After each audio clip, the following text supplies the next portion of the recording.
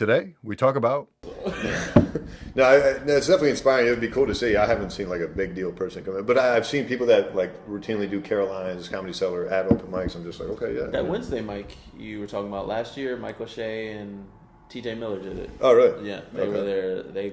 TJ Miller was there? TJ Miller was really? there, yeah. I like him. He's good. That's what He's I'm saying. really good. So when you see that, you're party. like, all right.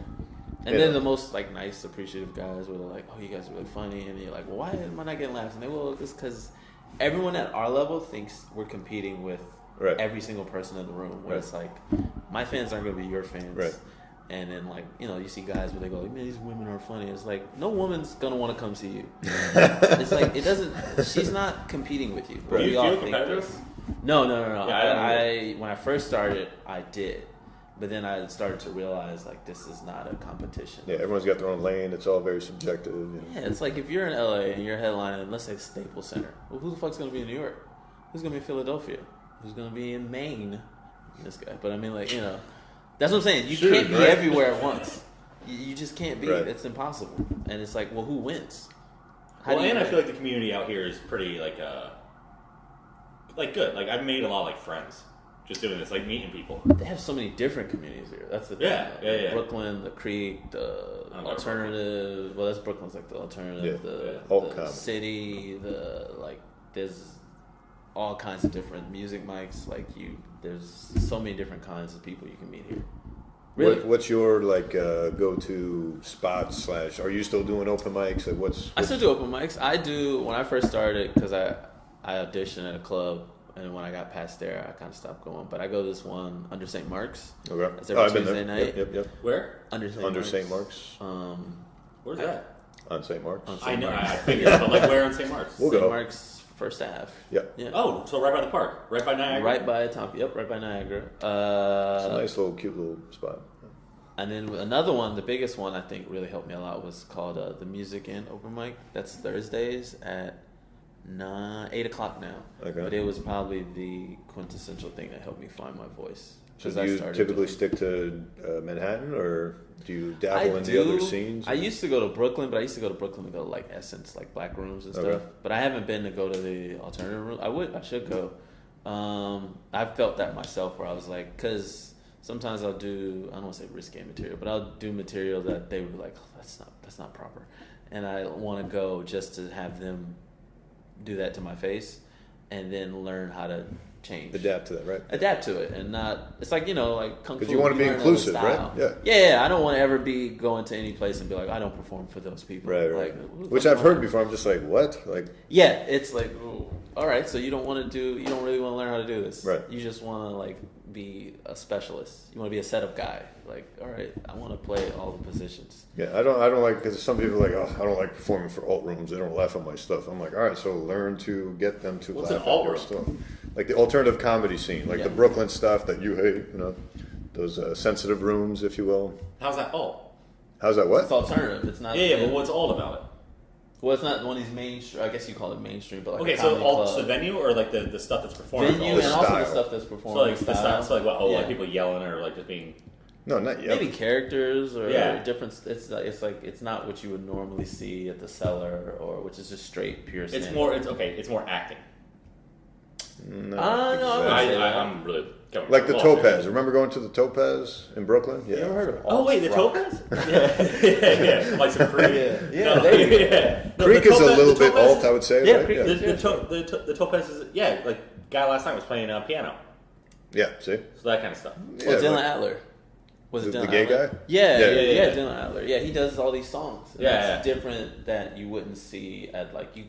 I mean, actually, at the Cellar, there is a guy, Rick. I forget his name. Plays this, but you don't see that a lot. I want to try one where I want to do a Southern voice and just talk about New York. So that would be like an alt thing. Yeah, that would be considered alternative now. Because then at the end, I'd be like, "Oh, thanks everybody," and like go to like my normal voice. Yeah. There's nothing, but it's weird to think that that's alt now. But like And I want to come in with a big red nose. Wear this. I don't see. I'm gonna wear this after he goes on.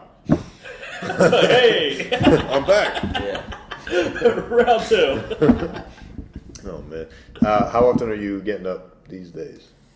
I used to get up 4 times a night, Okay. and then at a certain point you get like, this is killing me. Maybe twice, but I try and space them out. A day? Yeah, I try and space them out where I do one, and then if I listen, I have to listen to it, and then I try and rewrite the joke. Because I realized when I was getting up 4 times a day, I was just saying the same thing over and over and over and over, and I wasn't getting any better. I was just getting a better stage presence. Like I was more comfortable. But then once you get that, it's like once you're beyond comfortable, it's like now you have to actually try and figure out what am I saying. Yeah. Like what am I actually? This is funny, but what am I saying? Yeah. Why am I saying this? And then after that, that's where I'm at now, where I'm like, okay, what is actually funny? Is this actually funny? Or is this just funny to this group? Or, you just start testing it. Yeah, I'm still at that stage where I'm like trying to get comfy on stage. I'm definitely more comfortable now than I was in November when I started. But that's why I didn't really focus on sitting down and writing jokes, because even though I do that, or I'll find funny little things like, oh, let me work on this a little bit. But obviously, the majority of my time is not sitting down and like, okay, how do I craft this? It's more like, let me get on stage, let me get comfortable. And I feel like that helps feed the writing, because then later I can be like, okay, so I know what it feels like to be on stage. This is going to work. This won't. This might work. This might not. You going to open mics is going to help your writing, because you're going to start seeing enough comedy to where, like, I have dreams of jokes now. It did never happen before, I swear to God, though. But now I can like have dreams, and then like a joke will come in. Because you're surrounding yourself with that all the time. I'm watching people, and then sometimes you'll watch someone new come in, and then you'll see them do a joke, and you go like, "That's not what he's going for," but I know what he's going for. Like you start seeing the pieces, and you go, "This needs to be placed here," and that helps you too, because you're always listening to it. Like you went to med school, so you were always around other kids who were like, it's literally like that, because I start to approach it more academically. I'm like, all right, I've watched so many acts, I'm starting to see patterns, I'm starting to see where I can fit in, I'm starting to see what I can do better than that. I'm like, oh, that's a good idea, I like that joke, I thought of something myself that I could let you know. That's all it is. I think the hardest thing is, writing is obviously difficult, but I'm really big off the energy of the room. Yeah. So that's why I feel like if I'm not getting laughs or crowd engagement in the first like 30 seconds, it's tough for me. Oh, but then I would say that's kind of bad, because that means they dictate the. No, I try. No, but that's what I mean. Like in the first 30 seconds, I try to put out kind of some of my best stuff to get people to be like, "Hey, up here, like I can project pretty well." Like I try to be like, "Hey, like I'm talking." Maybe I'll pick on somebody real quick. But like because I feel like the other day I thought one of my best sets, because I put my notebook away because I was like going off something and people were laughing, and I was like, "Oh, it's like a dinner party now." Like I'm talking about it. Like, I didn't even think of the jokes. It was just kind of rambling off stuff that I was talking about, like, in my real life. Yeah. And I think that's my biggest thing. It's just getting the energy of the room to be positive really early. Or else then you're like, you're climbing from a hole, and then dictate their energy on you. So there's 2 things about that. Well, 3 things, actually, as you said, was like, well, you put your notebook away. And that's something I had to learn, which is people come to see you because you're a funny person.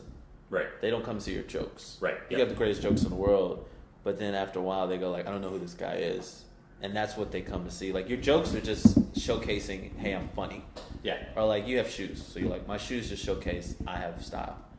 But it shows like or money. But like, you know what I mean? Like, you could have money and wear penny loafers. But you know what I mean? But like, it showcases your inner creativity. Right. So that's what a joke is. But they come to see you. They're like, who's this guy? I want to actually see this person. That's why they'll come watch David Tell bomb or something. Because they go like, I like this guy. Yeah.